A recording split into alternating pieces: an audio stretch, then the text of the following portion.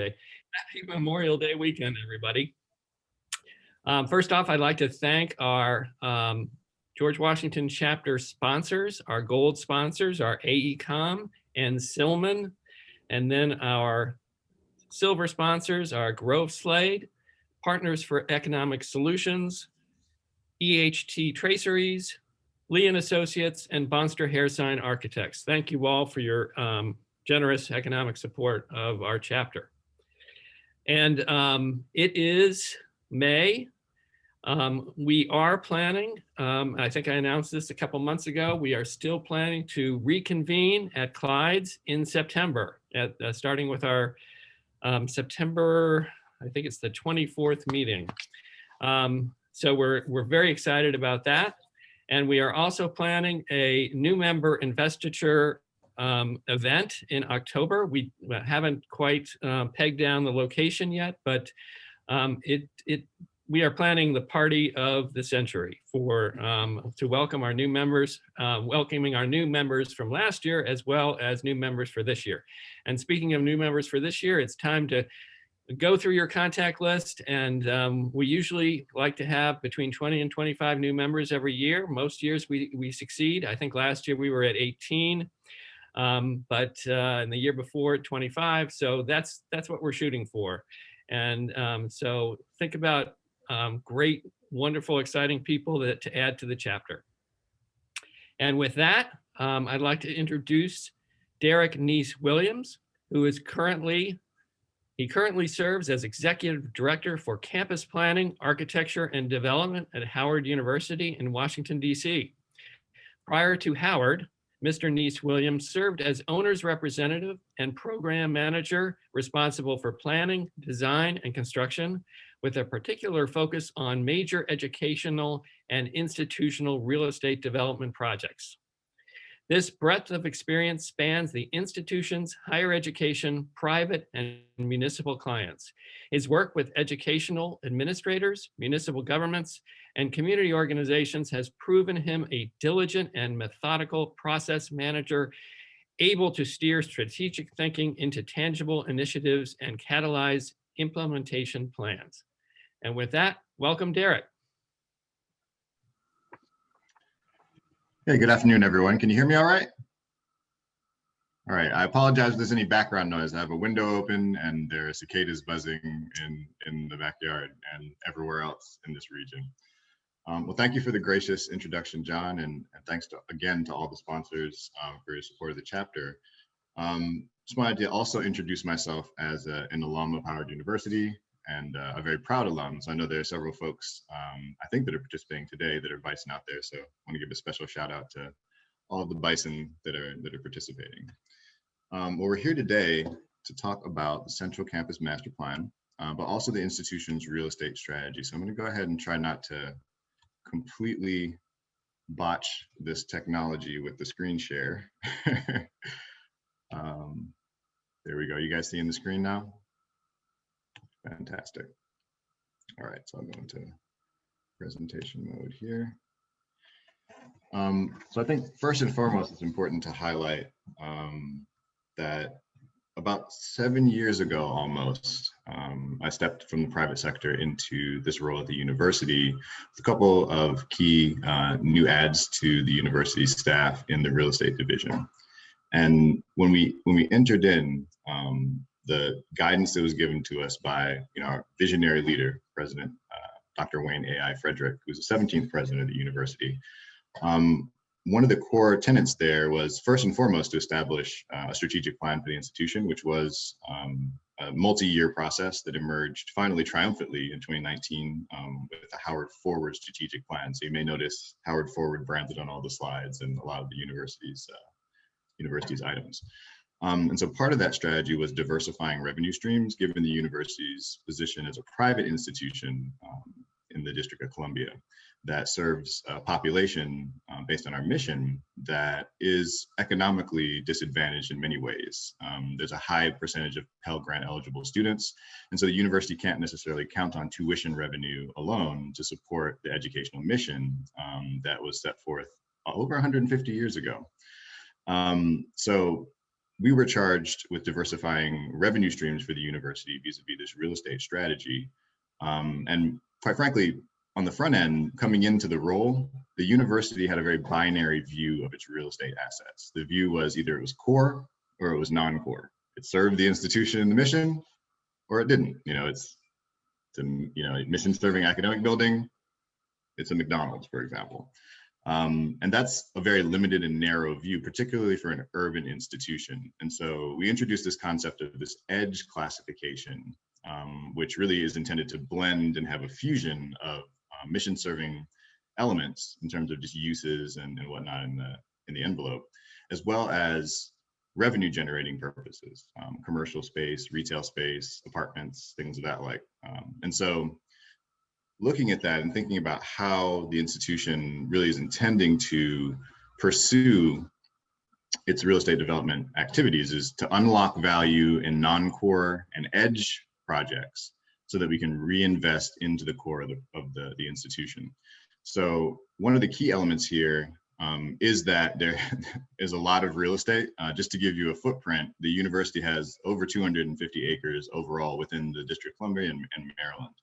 We operate 4 campuses, 3 of which are in DC. And the topic of the conversation today is going to be the central campus, which is located in Shaw, Pleasant Plains, Detroit Park neighborhoods. And so looking at the overall prioritization of the projects, we really needed to optimize the value, and not maximize, but optimize the value for reinvestment in the core by monetizing the real estate assets that were designated as non-core and the portions that are edge, but are commercial serving, enhancing the student experience and reinvesting in the campus overall. So, as a private university, we have been engaging the market using a number of different strategies and methodologies. We're not necessarily shackled to the sorts of processes and procedures that are required of public institutions, for example. So we're able to pursue both our institutional and our non-institutional pursuits with RFPs or qualifications. We can respond to unique opportunities, and we can also co-sponsor or sponsor our own unique initiatives. So jumping straight into the concepts that really drove the 2020 Central Campus Master Plan, really built a lot on the work that was done for the 2011 Campus Master Plan. And I think the new addition there was the new strategic plan that I referenced, the Howard Forward Strategic Plan, which identified 5 key priority areas for reinvestment in the institution, which I'll get to in just a moment. But the key considerations coming out of this was that we're an urban institution, and the model upon which we were developed in 1867 at our founding, we actually fell outside the boundary of the District of Columbia. And so it was Washington County, and it was all farmland owned by a judge named John Smith. It was purchased by the Freedmen's Bureau, and it was developed with a very campus feel, a very pastoral, open feel with large greens quadrangles bounded by very formalized looking buildings. And so that spread overall across the campus has resulted in a number of sort of single serving buildings that are siloed in sort of the academic world. And it requires a lot of land area to support an individual college of X, Y, Z, et cetera. And it doesn't really make best use of the university's land area. So one of the key tenets coming out of the strategic planning process was to optimize the land use at the central campus to actually reflect a more urban approach towards land use and development, while still, maintaining and memorializing the sacred ground and the hollow ground of our major green spaces on our campus. So we immediately, took the direction of positioning prime and surplus non-core and edge assets for extraction from our campus master plan boundary, so that we could then catalyze non-institutional development, commercial development that I've referenced before, to fund the mission in the campus master plan once again, all the while acknowledging and respecting the historic resources that we have on our campus. So, I think that big picture, you have a lot of different factors that the university touches in the city. There are economic, social, cultural contributions to both the local community, the city, and beyond. And so, at the local level, we want to make sure that all of our master planning activities, both within our central campus plan and the commercial activities that occur outside of our central campus plan, are aligned with the DC Comprehensive Plan and the Duke Small Area Plan for this particular segment of the city. However, we want to make sure that we can retain the flexibility to adapt the academic initiatives and the student life initiatives to react to all of our ongoing renewal and prioritization, to be reactive to the higher education marketplace. So it is really intended to be an entitlements plan and a framework plan. So the concepts driving our institutional planning goals really focused on two swim lanes, two buckets, if it were. The first being academic and the second being our campus life and the student experience. So students spend about 20% at best, maybe 25% of their time on campus within their academic settings and formalized classes, instructional labs, et cetera. And so, looking at that and making sure that we balance, all of our academic pursuits, which is the bread and butter of instruction pedagogy, to also balance that with the 80% of time that students spend outside the classroom, socializing, participating in student activities, organizations, events, and whatnot.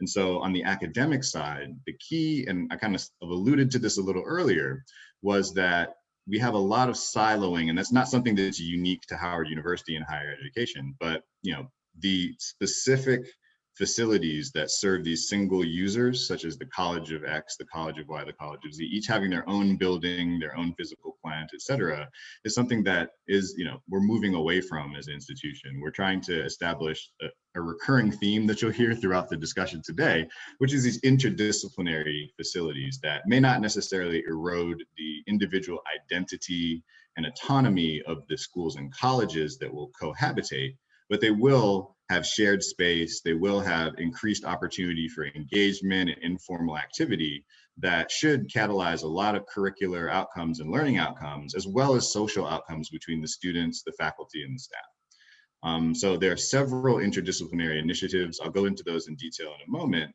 but in tandem with that, the university does also uniquely, as a historically Black university, operate and own its own urban teaching hospital. And that's something that was built in the 1970s and sorely needs to be redeveloped, along with a brand new medical office building and oncology center for the university. So those are in tandem with the interdisciplinary projects that are serving the academy, because there is direct linkage between our health sciences, particularly our School of Medicine, College of Medicine rather, and the teaching hospital itself.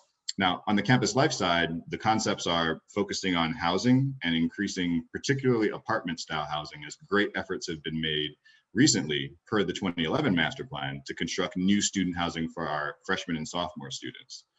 In addition to that, we want to see more space for student activities, wellness, recreation, and informal socialization and exchange. And by creating a new union facility, as well as a new fusion building that is mixed use in nature, we really seek to create that third place for the students to go that they spend the majority of their time in. And then last but not least, every institution is prideful about its athletic performance, and we certainly do want to ensure that we provide the athletic department with a new annex to support the teams, the athletes, and the coaches. I won't belabor the very word-heavy slide here on the planning principles, but I will underscore the fact that these planning principles, in fact, have not changed at the top line from the 2011 master plan. There have been some slight tweaks to the language under each of the tenets, but they have not substantially changed since then. And we tried and circulated through various means and methods at the university, but couldn't really come up with a better set of planning principles. And so the two first ones I just kind of went over, which is supporting the academic mission and improving the campus quality of life. But also, again, as an urban institution, we want to ensure that we advance smart and sustainable urban design solutions, including, but not limited to, making improvements to the public realm that we abut, enhancing the walkability and connectivity to create a more high quality multimodal transportation network around the city, because the university has such a large impact on the number of bodies that move throughout the District of Columbia. We also want to foster community engagement with ongoing support and collaboration, not just from the elected officials and the council members of the mayor's office, but also from the grassroots level. And then last but certainly not least, promoting sensible sustainability, which is something that the institution is committed to, not only because it's required increasingly so from the municipal and federal governments, but also because it's simply the right thing to do, and it's it actually has a lot of great economic underpinnings and economic drivers for the institution that will help reduce the bottom line and enable us to free up more capital for reinvestment, again, in the core mission of education. So without further ado, I'll get into some pretty pictures and land planning diagrams. This is our existing central campus, which is about 80 some odd acres, and it has a typical enrollment historically of about 10,000 students, although with a lot of the recent announcements, as well as the election of the current presidential administration with a Howard alumnus sitting in the vice presidency, our applications are up very substantially. And as I'll get to in a minute, our campus master plan actually asks for a total maximum cap of 15,000 students, which was actually recently approved by the Zoning Commission of the District of Columbia. So we operate upon this 80 some odd acre campus here in the central part of the district, about 6 million square feet of enclosed space, about 70 some odd buildings. And as you can see, the majority of these buildings are what are designated here in orange as academic. The residence halls are shown in purple. This zone here is where our underclassmen primarily reside, the freshmen and sophomore students. This zone over here, while the footprints look small, is incredibly dense and houses over almost 2,000 of our upperclassmen students in an apartment style orientation. Then we have two more so legacy residence halls, Drew Hall and Cook Hall here, that are on the north side of campus. Drew Hall houses sophomores, Cook Hall houses a mix of different classifications of students. But you can also note that in blue, the university's student life and athletics facilities are highlighted. And, you know, again, as I mentioned, 80% of the students' time, if not more, is spent outside of the orange buildings and really in either these purple buildings, their residence halls, or in student life facilities. And so that's something that we hope to change by increasing the overall footprint and the number of student life facilities, not just dedicated facilities, but also space within each of the interdisciplinary facilities that we plan to build that will include collaboration space and whatnot for the students so that they have, you know, not just a formalized academic environment. So there are three primary zones: the north side of campus, which is hallmarked by the open green spaces, the football field, our yard, as it's called, the main or upper quadrangle, the lower quadrangle called the valley, and then the lower portion of campus, which primarily has the hospital and a lot of the health science related fields. So jumping to the entitlements plan that was put forth and recently approved in 2020, we're looking to add a good number of facilities, a large amount of square footage to the university's physical footprint. And again, this is an entitlements plan. So what is created here are these, what we call affectionately, these yellow boxes that indicate new construction activities. And the entitlement really is just that. It's an amount of square footage, it's a location, it's a footprint with a massing in an envelope in which design will occur. So each of these projects, as many of you are familiar, will have to go through what's called further processing here in the District of Columbia through the Zoning Commission, which means you have to bring the design to generally a pretty advanced segment in the design development phase in order to gain the further processing approvals to get our building permits.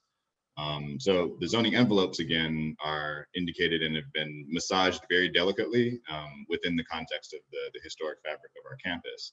And the only other important thing to note is that when it comes to timing and phasing, many people, you know, come and immediately ask, all right, well, when is this project delivering? When are you starting this project? When are you starting that project? And the master plan that preceded this one, 2011 plan, it had a lot of moving parts to it, but it didn't necessarily flesh out the sequencing that was necessary.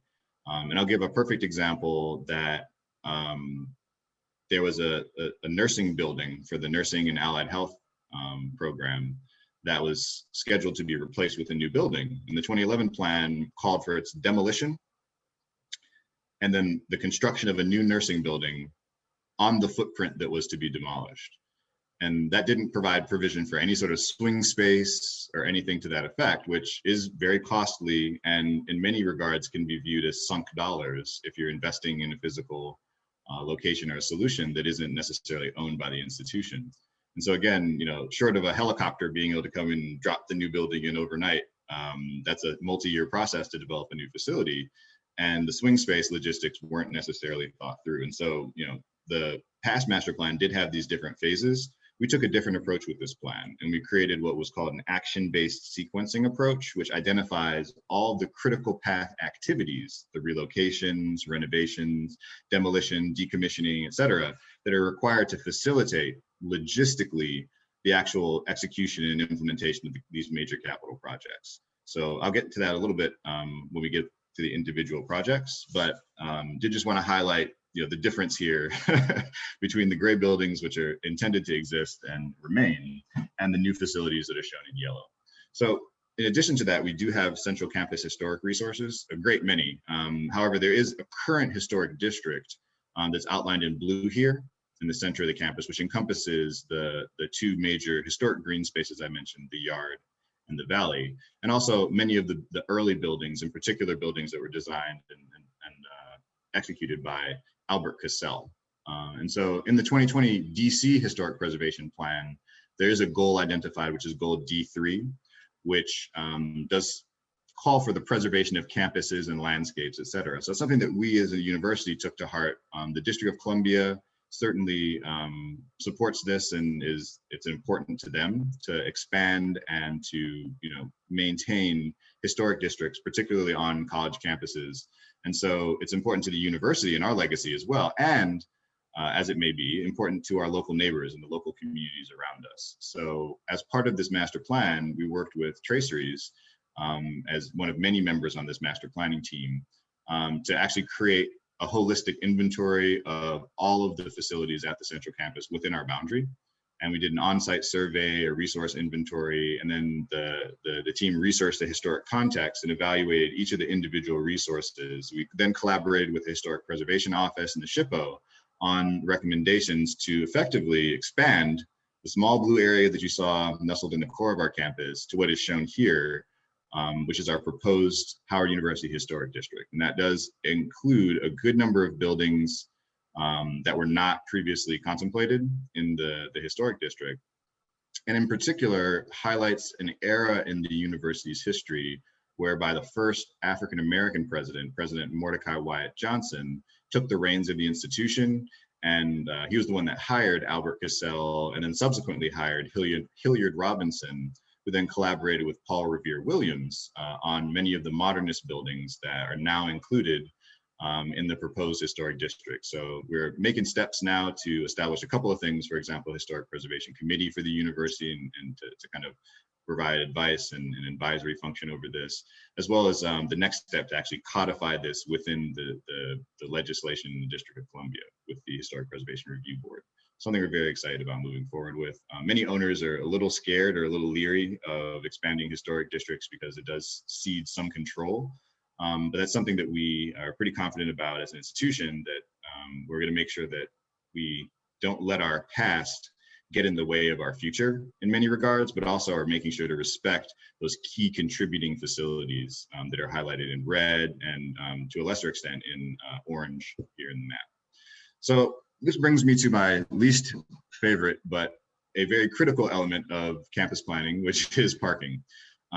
So important point to make here is that the 2020 master plan does specify the proposed expansion, of all of the footprints underneath these buildings. So our 2011 plan capped the number of spaces the university has and is aimed at, through a transportation demand management plan, to reduce the number of spaces that the university has, with a goal of reducing the number of single occupant vehicular trips coming into the District of Columbia. So university employs 5,000 odd folks, and we've got 10,000 odd students, including our hospital. And so it drives a lot of traffic in general. So the main mechanisms we feel that have been useful emergent from that transportation demand management plan, which does, as I'm about to say, identify a good number of means and methods that the university can implement.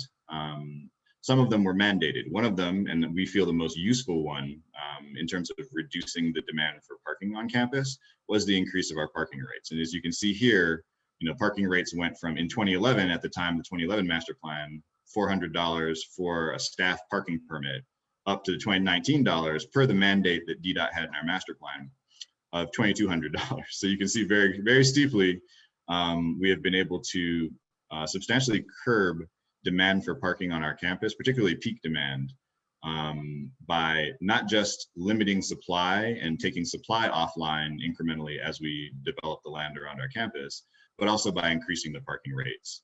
So I think the only important factor here that delineates the parking strategy is that the university parking and the hospital parking are two separate issues, because the hospital parking is not subject to the transportation demand management. You need to have ample parking for patients, for surgeons, for visitors, et cetera, in order to maintain a cogent healthcare operation.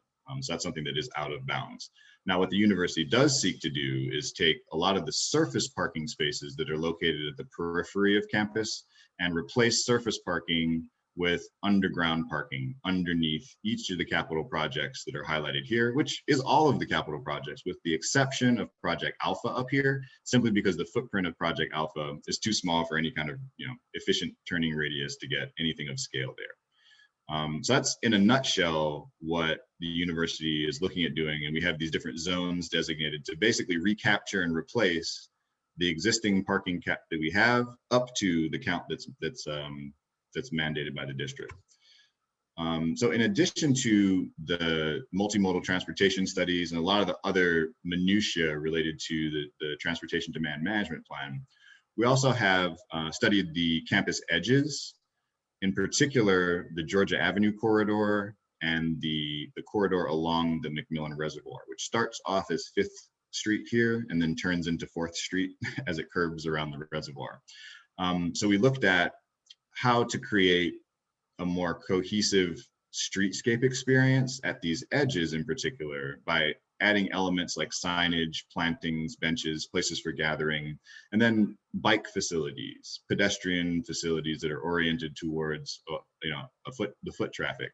But also highlighting nodes and different points of interest, gateways to the campus, as well as areas where the right-of-way either constricts or expands to provide potential for open space and amenities. So we studied these two edges and looked at linkages to the surrounding neighborhoods as well.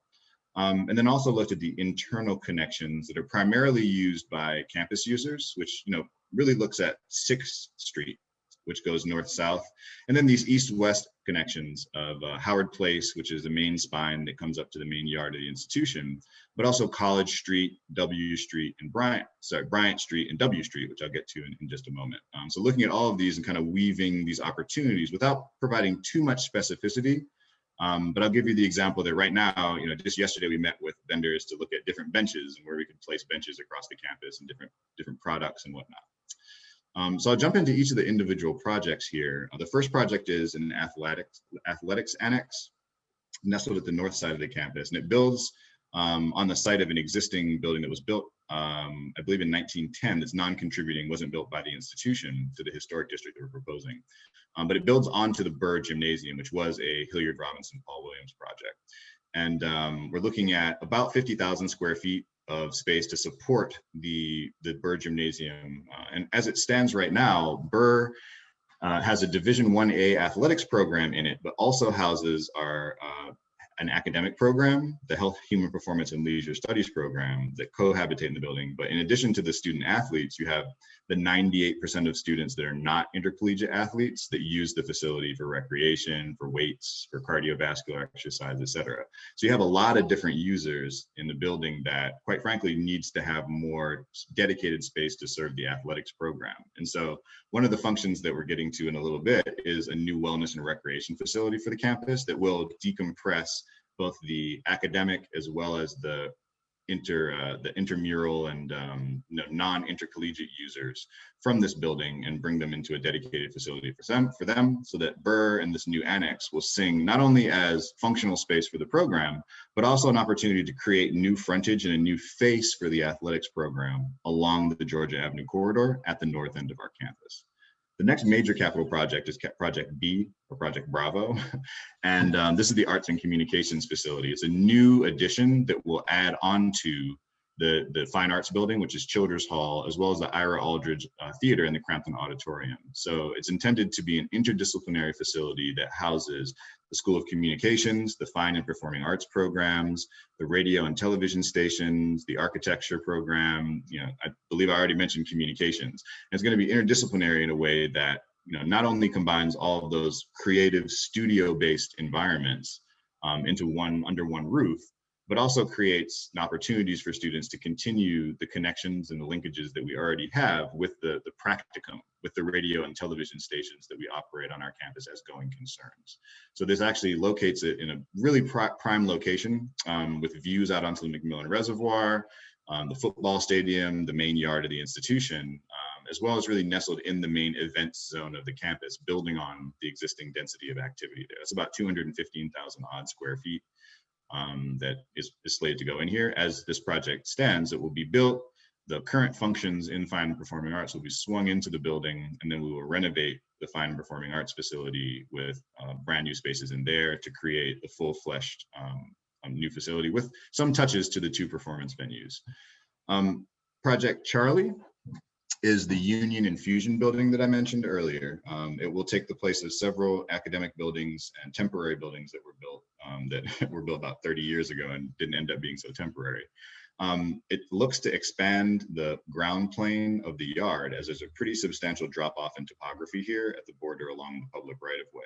And so we want to create this edge connection on the interior of our campus that has a terraced event space surrounding this new Union facility. And the Union facility will build on the current animation in our student center, the University Center, that's the Blackburn Center right here, with a lot of functions in the facility that will provide space for academics, student events, international and cultural exchange, recreation, and general social and academic collaboration, not just amongst the students, but also amongst the faculty and the staff.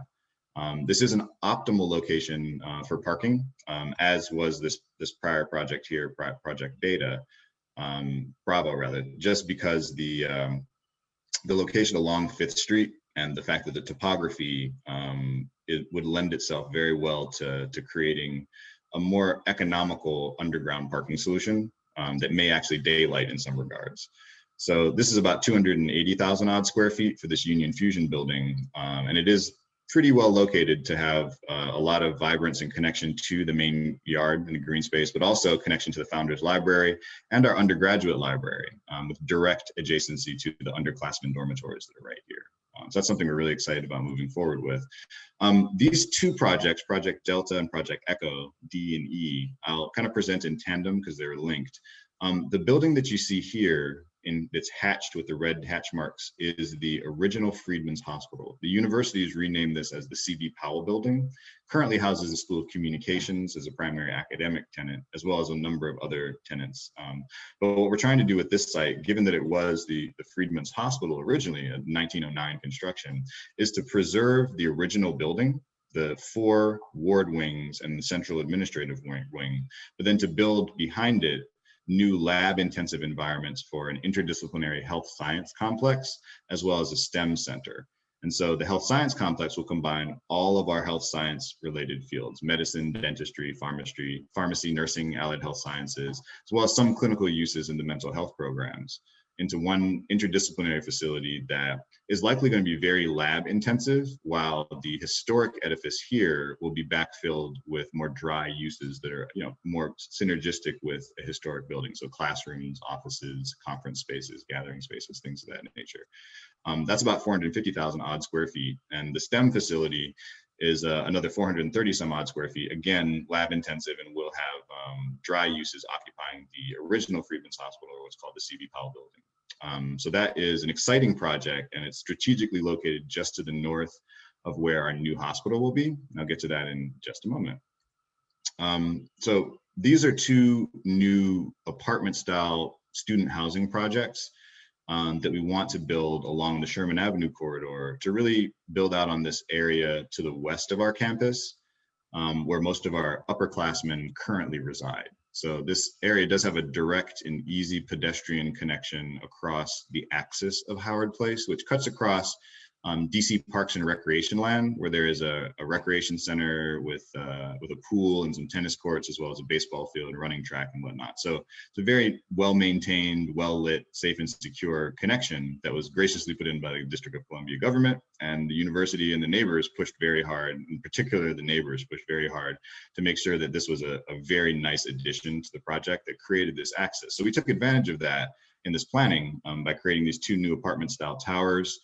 As it stands right now, and you'll see the 2 slides associated with this simply illustrate that when we went to the community and got our master plan approved through the community, we asked for the maximum height that's allowable, which would require a zoning change. So understanding that the zoning commission couldn't approve this as it stands, we wanted to make sure that we circulated this and got the community support for what we were looking for in this area, which is about a 460,000 square foot building, but would require, as I mentioned, a zoning change to the underlying land.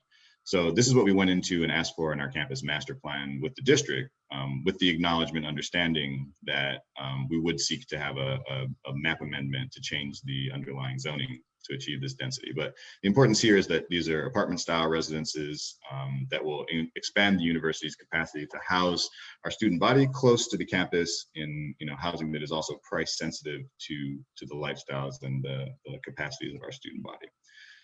So then we have the proposed capital project G and H, which G is the medical office building, which is a replacement of our current hospital tower on the east side of our hospital, as well as the oncology center within this site here.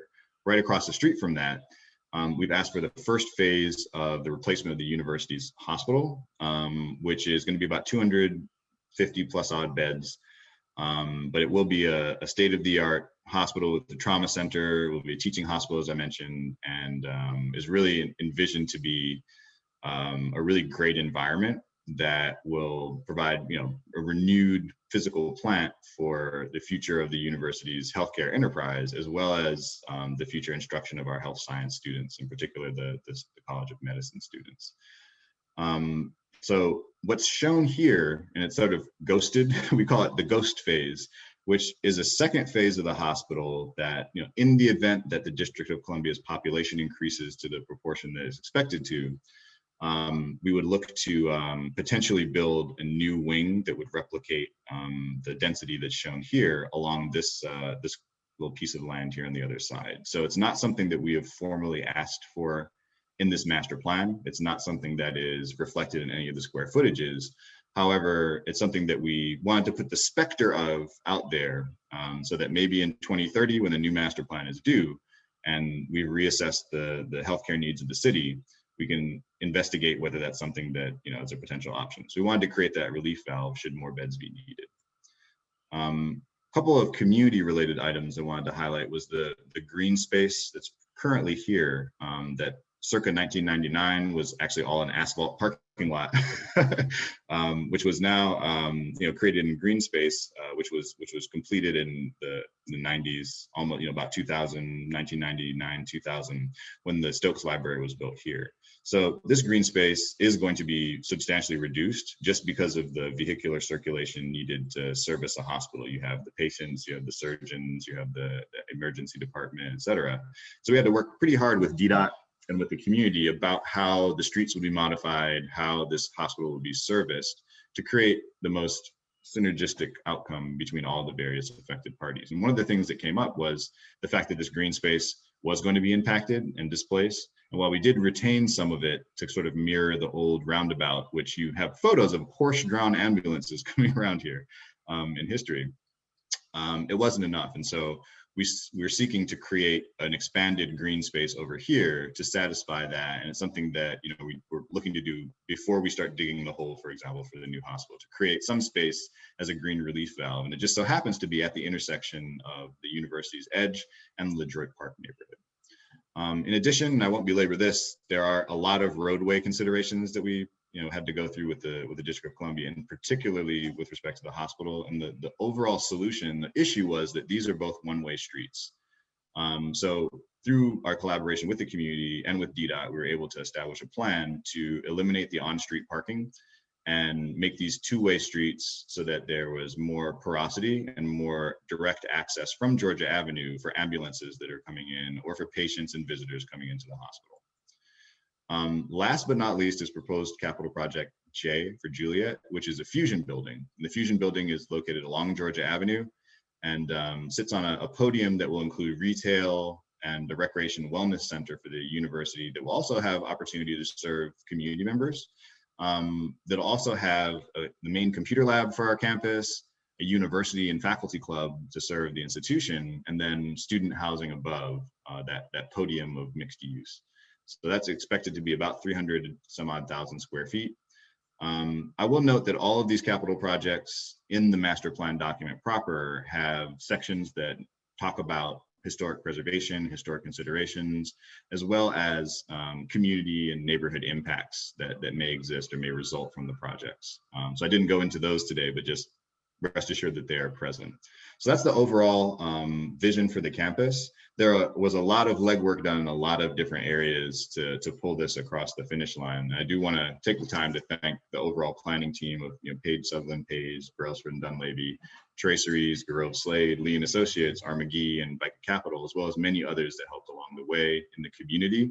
But also want to take the time to specifically call out the legacy and the hard work and enduring work that Ms. Maybelle Bennett has contributed to the university in her role as the director of the Howard University Community Association for many, many years. And she really paved the way and created and forged a lot of the relationships that the university continued through this process. She retired in 2019 in December, very deservedly. And I wanted to make sure that I took the time and opportunity to throw a shout out there because the long and arduous work of maintaining those positive relationships with community members is something that can't be understated when it comes to the approval of a plan like this. We got through this master plan in a single hearing with unanimous support, using a process that Ms. Bennett really championed and created in the many years that she worked here at the institution, which involved going to the very grassroots level and making sure that you build on that all the way up to the ANC and ultimately to the Zoning Commission. So we look to continue in that same vein with Dr. Joe Leonard, who has stepped into the reins in that particular role as we go through further processing and any sort of changes or amendments that may be needed to bring this plan to fruition. I'll just touch really briefly, because I know we have some time for question and answer, on the fact that we have a lot of real estate that we're positioning or has been positioned for monetization. And those are the parcels that are shown in blue. And most pointedly, I'll draw attention to the site upon which our current hospital and current medical school sits, which is 20 odd acres, about 19 some change, that ultimately will be, once the hospital is moved and our health science programs are moved, redeveloped into a pretty substantial new district that is in alignment with what is currently being pushed forth in the revised comprehensive plan for the District of Columbia. And then we do have a number of ongoing projects and active solicitations. I'll point out the Bond Bread and Reco project right across the street from the hospital, which is a historic project, historic landmark rather, that we're really excited about the direction it's moving in, as well as our East Campus, the parking lot 3, which is just to the north of this Bond Bread project along the Georgia Avenue corridor, the East Towers parking lot, a lot of surface parking, as well as Project J. And the existing hospital. But the strategic mission projects that we're moving forward with in earnest now include the Academic Health Sciences Complex, the Arts and Communications Complex, and the STEM Center. So with that, I'll linger on the campus map and open it up for questions and take a breath.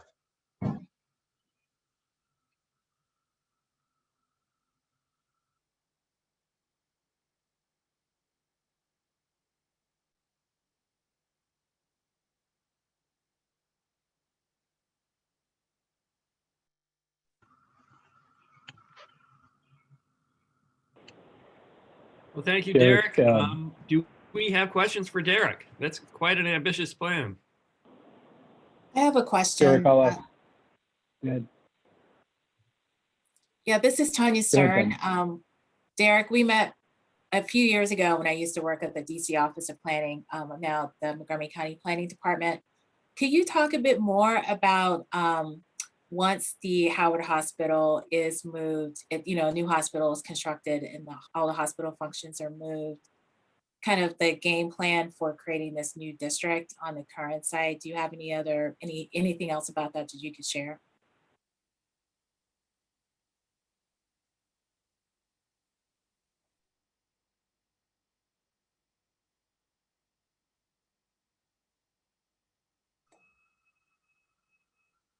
I think you're muted. Yeah, I can't hear anything. Yeah. Got the dual mute buttons. Thank you. Yeah, it's actually a great question, and thanks for that. When we were looking at how to deal with this property here moving into the future, I mean, I think the first thing that was cognizant in everyone's mind was the fact that this might not happen until after 2030. I mean, who knows? They're decommissioning a hospital and relocating it takes many years, and you have a lot of abatement activities need to occur before you can actually move forward. And so the one thing that we were scratching our heads about was, do we move forward right now and try to entitle whatever the functions would be down there as part of this plan? Or do we defer that until we've actually done the hard work of building all the new facilities and moving things out? And given that only projects that are mission serving with a small percentage of tolerance for what's considered bad use that isn't a mission serving use can be included in the boundary of a campus master plan. Our thoughts were that given the likely commercial nature and non-institutional nature that most of the pad sites there would receive, that it probably wouldn't be something that would be included in the boundary of the campus plan if the majority of the functions there were not academic or student housing, faculty housing, et cetera, if they weren't related or linked directly to the mission of the university. So the thought is that, and this was also with guidance from the Office of Planning, that we should not address that right now and focus the energy of the plan on what's needed in order to unlock that. At such time that we are able to then pull the trigger, we have a number of different vehicles that we could use to do it. We could, for example, keep it in the master plan and create linkages in each building that tie back to the mission in some sort of way, and then play that game of how much good use versus bad use there is. But likely, the parcels are probably going to be extracted from the campus master plan boundary and developed as a matter of right when the time comes. So did that help to answer the question? Did I give you enough flavor there? Yes, yes. Derrek, I have a question for you, Matt Dow. And a question about Founders Library. Is the library part of any of these future projects? Is there potential for repurposing or reuse or a renovation as part of some of these upcoming projects? Absolutely, yeah. So what's not shown as part of this process, and again, there's so much that goes into this. I try to squeeze as much as I can into these processes, into these presentations. But yeah, in addition to the strategic plan, for example, there were lots of other task plans and different activities that we undertook in order to have enough information and insight to make these big decisions on the master plan. One of them was a facilities condition assessment. So we had that done across all of our campuses, actually, on the entire portfolio, and then looked at the facilities condition index or the needs index score numbers for each of the buildings, and also created a 10-year life cycle cost model for all buildings to include the deferred maintenance and the ongoing capital projects to keep the buildings running. So in doing so, we then created a matrix of renovation in the master plan. And what usually happens with projects in the district, given the very useful and helpful regulatory process that we have in the District of Columbia, is that any project that comes in for a permit that's a renovation of anything that is in a boundary, the first thing that pops up in the zoning reviewer is boom, in a campus master plan, show compliance. Nobody else will look at it until you get that done, right? And so what we've done is actually created a map and a corresponding matrix that has it's basically like Harvey balls that show the degree of renovation that is contemplated in the plan based on the trade. So there's envelope, there's HVAC, there's electrical, there's landscaping, grounds, et cetera. And so each of the facilities does have a prescribed set of bubbles that indicates the degree to which we're going to plan on renovating it. So the Founders Library does have, I think, bubbles filled in just about across the board. However, it is a historic landmark. And so as it stands right now, there is a grant that we received from National Park Service, a matching grant that we're using to renovate key portions of the lobby and to create more ADA provisions in the building. We're restoring an elevator stack, et cetera. In the future, I don't want to speak out of turn about what could happen or what will happen to the building, but I do think that what could happen to this facility is very similar to what we just are on the precipice of completing at the undergraduate library, which is the building right to the east of the Founders Library. It's a 90,000 square foot building that housed primarily, like most libraries, books, microfilm, VHS cassettes. There were even Betamax cassettes in there. So we swept all the books out. We kept things that were unique to the institution that were not available digitally or otherwise. We digitized a good number of things that were unique to provide greater access to them. But really, libraries are transforming into spaces where people gather and collaborate, as opposed to temples that house books. We did studies and found about 20% of the actual physical volumes were ever even touched in the undergraduate library. You go to the Founders Library and there's a lot of space, about over 100,000 square foot building. So there are some challenges given the way that the structure of the building is set up, because the stacks are integral to the structure as Albert Cassell designed it. But that is likely the outcome that would be realized there, is that it would be transformed into 21st century library environment that still honors and respects the historic finishes and many of the key spaces, but also provides increased space for academic collaboration and a little bit less space for the storage of books. Thank you. No problem.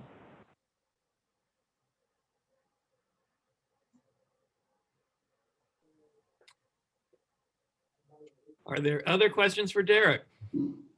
Julie Levine here. Yours is a very well thought through and integrated plan with many initiatives identified. How, from the capital expenditure side, how do these get financed? That's an excellent question. So one of the other activities, in addition to the strategic plan, the facilities condition assessment, as well as the 10-year life cycle cost model, was the master capital planning exercise that we undertook as a committee with many cabinet members and university leaders on it. And so emergent from that process is a very, very proprietary master capital plan that basically creates sources and uses, puts and takes for the delivery and implementation of the master plan. So it's a blend. There are lots of different sources that we have tabulated to ultimately resource and finance this plan. And I'd say that it's a mix of proceeds from monetization of real estate. And I want to point out that, when we talk about these monetization projects, we're not selling land. If it's a single row house that we have somewhere that's not contiguous, maybe we'll do fee simple there. All of these transactions are long-term ground lease transactions, but we retain ownership and we capitalize a good portion of that long-term value up front. So we have capitalized ground lease transactions that we're undertaking. So in many ways, the real estate proceeds are resourcing and funding a good number of these major capital projects, as well as the renovation and improvement projects that are going on across campus. But in addition, there's philanthropy, there are bond issuances, and other items that the university is contemplating to resource the plan. So without giving away too much of the secret sauce, that was something that before we started drawing pretty pictures, before we started putting pen to paper on this plan, we made sure again to kind of evoke the 2011 master plan, make sure that we had the dollars and cents lined up, and the action-based sequencing strategies and logistics lined up to deliver on these projects. One other thing I think I would take the opportunity to soapbox about when it comes to that is also the mission-focused approach that we're using on each of these projects that includes a wide range of things, from requiring minority equity participation in the financing of these real estate development deals, to including diversity in the value chain, to exceeding the requirements that exist in the District of Columbia for local and minority owned firms, highlighting the importance of including Howard University alum minority-owned and alum-owned firms and entities.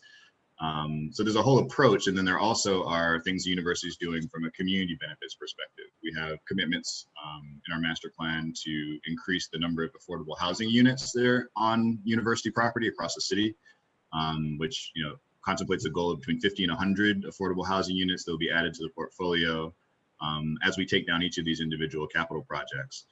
So if you are interested in a lot of the other mission-oriented objectives and the approach that we're using, I would point you to the strategic plan, the Howard Forward Plan. There's a whole section called Resourcing the Strategic Plan that illustrates the university's approach and how we're trying to create, a lot of equity and equitable, development and mission-driven outcomes through the development activity, as opposed to looking to just, maximize the amount of dollars that we can squeeze out of the projects.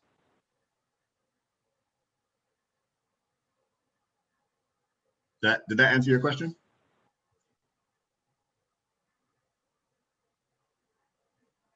Did.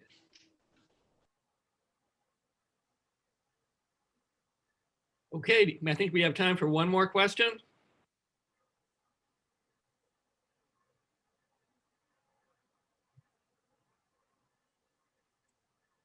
Okay, seeing none. Derrek, that was an excellent and comprehensive presentation. This is the part of the program where if we were in person, which we are hoping to be in September, there would be a thunderous round of applause. So thank you so much for being with us, and thank everybody for joining us today. Our next luncheon presentation is on June 25th. We will have Ann Phillips, who is the Special Assistant to the Governor of Virginia, who will be speaking on coastal adaptation and protection on the State of Virginia Coastal Resilience Master Planning Framework. That's a mouthful, but it should be an enjoyable presentation. And we look forward to seeing you all in June. Happy Memorial Day weekend, everybody. Thank you so much. Thank you. Thanks for having me.